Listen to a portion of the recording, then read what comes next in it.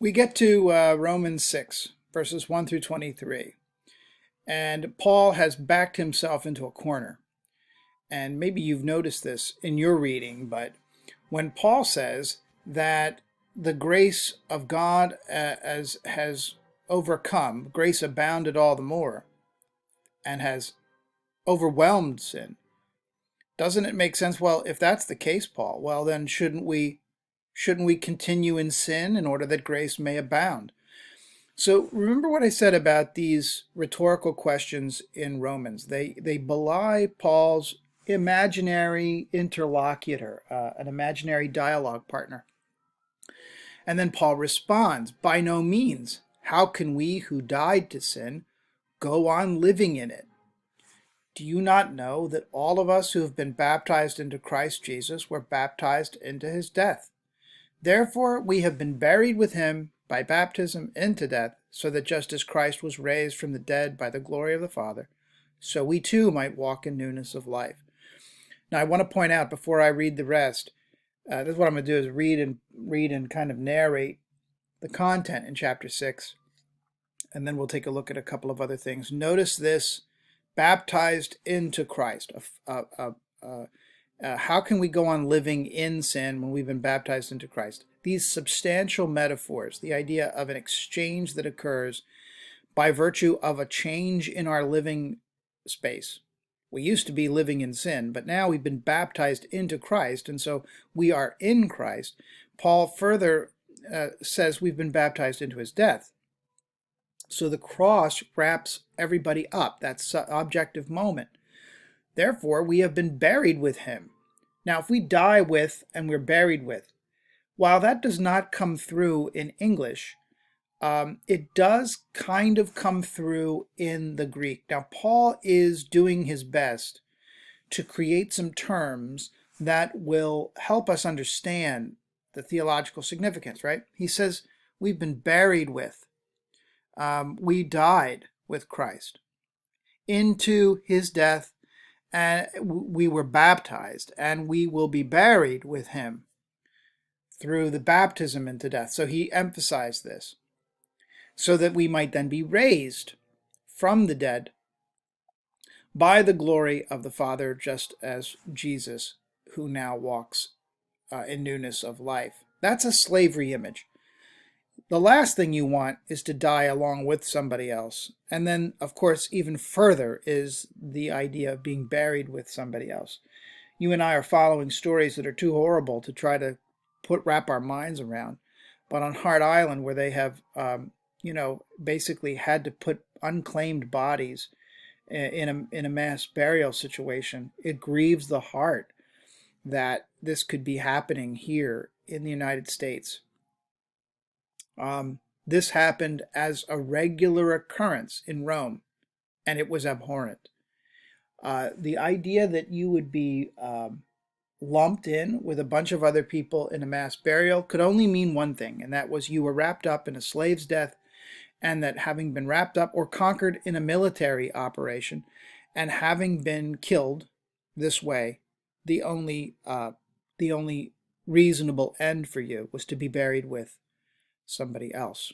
So we have an oblique reference to the to what are now going to be our household images. Chapter 5 produced the theological underpinning, the theological outgrowth of faith. That is, grace superabounds. And grace does this by the one man's death. The one man's trespass brings death, and the one man's death brings life, Adam and Christ. And so now here comes the upshot where Paul describes in certain ways the subjective response, right? We have been buried with him, right? This is something that has happened to us. With Paul, you can't, and this I think is the best theology, you simply cannot, you can't just abandon the objective and join the subjective. You can't just sit on the subjective and talk about anthropology. Anthropology is always grounded in Christology. So it says in verse 5, we've been united with him in a death like his. We will certainly be united with him in a resurrection like his. We know that our old self was crucified with him. Think about the two who are crucified with Jesus, the two felons or robbers or however, the thieves. Jesus dies in crucifixion. He dies a slave's death. And the slave's death, crucifixion, no Roman citizen was eligible for that death, but this was a slave's death. There's a billboard that was uncovered in the southern part of ancient Rome, and it said, we'll crucify all your slaves and bury them together. And basically it was the equivalent of $5 per slave. And they had to be buried outside of the city border. Remember, we talked about the significance of a trespass and a border. So all burials had to take place outside of the city. There were no cemeteries inside the border. But this is what's happened, right? We will certainly be united with him in a resurrection like his. We know that our old self was crucified with him so that the body of sin might be destroyed and we might no longer be enslaved to sin. Here is the first overt reference to the first household metaphor, slavery. Whoever has died is freed from sin. So slavery is the first metaphor in chapter 6, verses 1 through 6. Will continue to some extent as Paul compares the slave with the free person. But a slave, the 2/3, let's see if I can show you a little bit about this. 2/3 of the Roman population was a slave, were enslaved. And so slavery was everywhere in Paul's world. Verse 19 makes that clear. Just as you once presented your members as slaves to impurity. And then verse 23, the wages of sin is death. The slavery paid a wage, and that is a peculium. A peculium is a sum of money that a slave was entrusted with by the master. So what wage is given to the slave for whom sin is the master? It's death. That is the wage that the master gives, that the slave must take. Slavery in the Roman world was ubiquitous. If the slaves knew how many people there were who were enslaved, they would have revolted long ago. We know that Christ, being raised from the dead, will never die again. Death no longer has dominion over him. The death he died to sin once for all. There we have the objective moment. Again, the death he dies once and for all. But the life he lives to God. So you also must consider yourselves dead to sin, again to the slave imagery, and alive to God in Christ Jesus. There we have the freed person metaphor. Therefore, do not let sin exercise dominion in your mortal bodies to make you obey their passions. No longer present your members to sin as instruments of wickedness, but present yourselves to God as those who've been brought from death to life. Present your members to God as instruments of righteousness, for sin will have no dominion over you, since you are not under law, but under grace. So Paul is preparing to subtly adjust this metaphor, and he doesn't quite leave slavery. What then? Should we sin because we are not under the law, but under grace? So he's feeling the pressure to continue to address his opponents, or the proposed opponents. He says, don't you know that if you present yourselves to anyone as obedient slaves, you are slaves of the one whom you obey, either of sin, and what are the wages? The peculium leads to death, or of obedience, which leads to righteousness. Thanks be to God that you, having once been slaves of sin, have become obedient from the heart. Remember Romans 1:5. Paul's intended purpose is to bring obedience to whom? The Gentiles. So this is an argument Paul is making directly to Gentiles. You, having been set free from sin, have become slaves of righteousness. I'm speaking to you in human terms because of your natural limitations. For just as you once presented your members as slaves to impurity and greater iniquity, so now present your members as slaves to righteousness for sanctification. When you were slaves of sin, you were free in regard to righteousness. That's a great statement, isn't it? So what advantage did you get? Those things, is the payment is death, but now the wages of sin is death, but the free gift of God is eternal life in Christ Jesus our Lord. Powerful, powerful stuff. Sin's wage you cannot pay. Slavery in ancient Rome was ubiquitous. Cicero, the famous orator who wrote lots of letters and he was a lawyer, he had a famous slave named Tiro. And Tiro is the one with the pencil in hand, who came up with a way of doing shorthand. Tiro became enormously wealthy, and we use Tiro's notations today. He was the one who could adequately and completely represent entire conversations from memory, and he would annotate them with his method of shorthand. E.g., for example, i.e., that is, et al., among other things, right? These are all Tiro's, and we still use them 2,000 years later. But Tiro became enormously wealthy as a slave.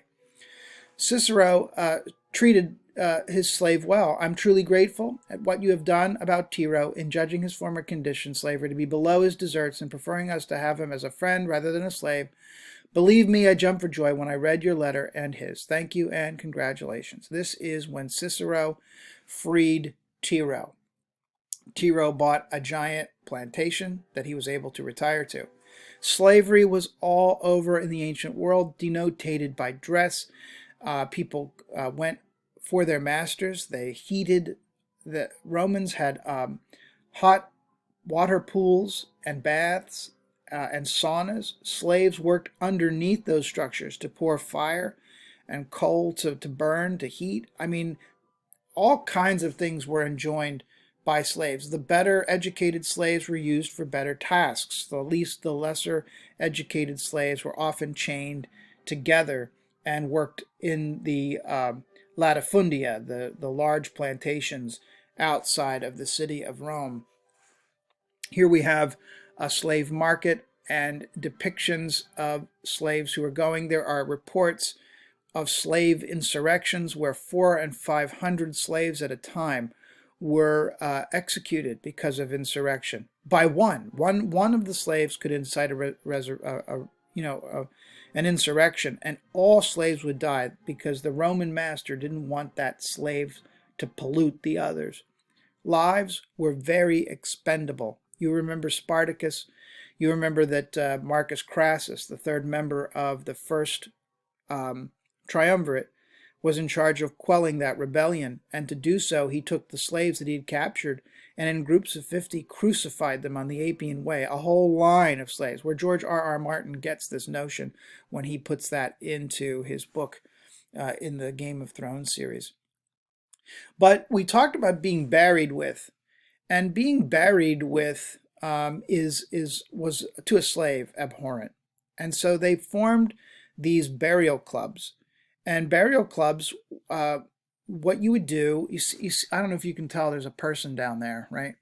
But what you do is you put others in charge of your body, and they will either cremate your body, or they will bury it for a year and exhume the bones and put the bones in these columbaria, these receptacles, because a slave could not afford to have a private monument or a private burial plot. To be buried with was a slave image. And so they would be gathered together in the burial club that they had paid their money into, like ancient life and ancient death insurance. That's what they would do. And so now we get to chapter 7. And chapter 7 begins with this story, and what a mess a Messalina can make. We go from the status of the freed person, where Paul says you can be free from sin and obedient to God, which presents, that's Bob Dylan, you're going to serve somebody. You're going to serve somebody. But we get to so the slave status to the freed person status. And now we get to the married status in chapter 7. And I'm going to stop here so that we can get a fresh start on chapter 7.